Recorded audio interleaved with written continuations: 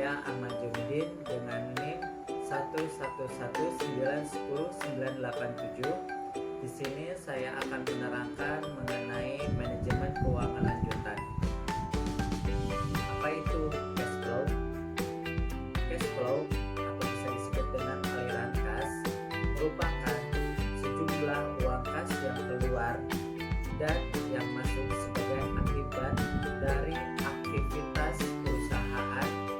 Dengan kata lain adalah aliran kas atau cash flow yang terdiri dari aliran masuk dalam perusahaan dan aliran kas keluar perusahaan serta beberapa saldonya setiap periodenya. Cash flow, hal utama yang perlu selalu diperhatikan yang mendasari dalam mengatur arus kas adalah memahami dengan jelas fungsi dana atau uang yang kita miliki, kita simpan atau investasikan. Secara sederhana, fungsi itu terbagi menjadi 3, yaitu 1. Fungsi likuiditas, kedua, fungsi anti-inflasi, yang ketiga, capital growth. Cash flow atau bisa disebut aliran kas yang berhubungan dengan suatu proyek, di mana ada 3 tahapan. 1. Aliran kas atau disebut cash flow ada di mana awal initial cash flow. Contohnya pemberian tanah, gedung, biaya pendahuluan. Yang kedua, tahapan kedua yaitu aliran kas operasional atau bisa disebut operasional cash flow. Contohnya penjualan, biaya umum, dan administrasi. Terakhir, tahap ketiga yaitu aliran kas akhir atau bisa disebut terminal cash flow. Contohnya yaitu sisa modal kerja, nilai sisa suatu proyek. Keterbatasan dari cash flow, di mana komposisi penerimaan dan pengeluaran yang dimasukkan dalam cash flow hanya bersifat tunai atau cash.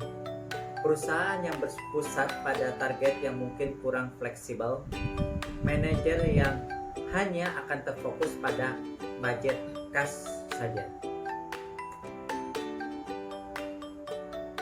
Selanjutnya yaitu kegunaan dalam menyusun estimasi cash flow, di mana kegunaan ini ada 4 tahapan. 1.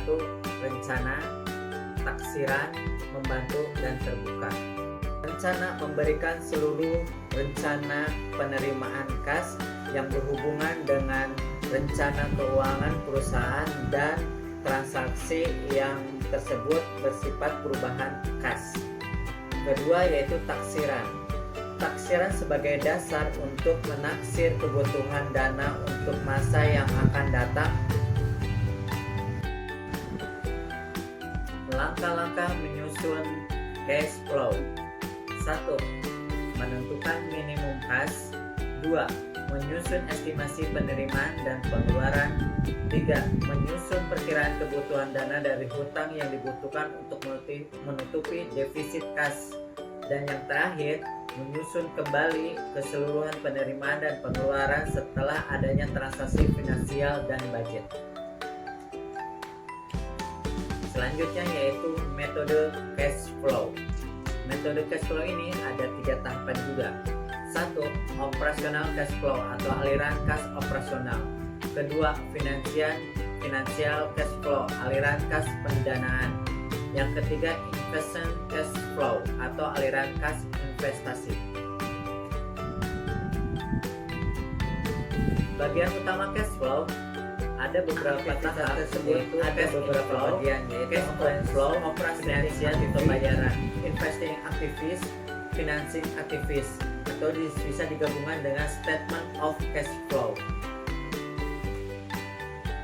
Beberapa kegiatan aktivitas pada laporan ke arus kas yaitu ada aktivitas operasi, yaitu seluruh aktivitas yang berkaitan dengan operasi perusahaan dan tercantum di dalam laporan ikhtiar rugi laba. Aliran kas masuk. Aliran kas masuk atau cash inflow dari penjualan barang dan jasa, dari pendapatan bunga hutang dari pihak lain, dan dividen atau disebut juga bunga saham dari pihak klien. Aliran kas keluar atau cash flow, pembelian persediaan dari pemasok, pembayaran gaji atau upah karyawan, pembayaran pajak, pembayaran bunga pinjaman, dan pembayaran lain-lainnya di dalam pengeluaran. Aktivitas investasi yaitu seluruh aktivitas yang berkaitan dengan investasi perusahaan baik internal atau bisa disebut dalam bentuk long term asset maupun eksternal investasi di tempat lain. Aliran kas masuk atau bisa disebut cash inflow ini dari penjualan harta perusahaan seperti tanah, bangunan, mesin, peralatan, dan lainnya. Dari penjualan jaminan hutang atau jaminan modal pihak lain, dari pembelian pokok pinjaman atau disebut hutang dari pihak lain. Aliran kas keluar atau disebut dengan cash outflow, yaitu pembayaran dividen kepada pemegang saham. Aktivitas keuangan bisa disebutkan dengan seluruh aktivitas perusahaan yang berkaitan dengan aspek keuangan perusahaan. Bisa disebut sumber dana perusahaan berupa hutang dan modal. Aliran kas masuk atau disebut dengan cash inflow dari penjualan saham perusahaan dari pendapatan penjualan obligasi dan surat berharga lainnya. Kas keluar atau bisa disebut dengan bahasa Inggrisnya cash outflow, yaitu pembayaran dividen kepada pemegang saham, pembayaran hutang jangka panjang. Kita bisa dilihat contoh soal ya. Contoh soal ini di mana data keuangan rugi laba suatu perusahaan menunjukkan sebagai berikut penjualannya. Di sini saya akan menjelaskan tentang contoh soal manajemen keuangan lanjutan. Sebagai berikut ya. Data keuangan rugi laba suatu perusahaan menunjukkan sebagai berikut. Penjualan dengan sekitar 25 juta itu masuk ke kas masuk. Biaya-biaya yang lainnya contohnya harga pokok penjualan atau HPP dengan sebesar 12 juta yaitu masuk ke kas keluar. Biaya gaji dan umum sebesar 5 juta itu masuk ke kas keluar. Biaya penyusutan sebesar 1.500.000 masuk ke kas masuk.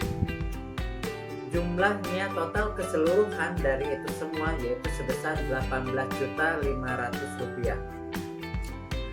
Yaitu selanjutnya biaya operasi berjumlah 6.500.000 atau bisa disebut ERT, earning before tax atau sebelum kena pajak. Dengan pajak 40% sebesar 2.600.000 itu masuk ke kas keluar. Laba setelah pajak sebesar 3.900.000 atau disebut dengan EAT, earning after tax. Dari data-data tersebut hitunglah kas masuk bersih. Kita coba untuk menjawabnya dengan contoh soal yang tadi saya sebutkan.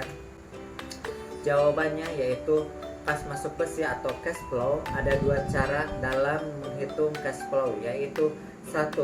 Kas masuk bersih sama dengan EAT ditambah penyusutan.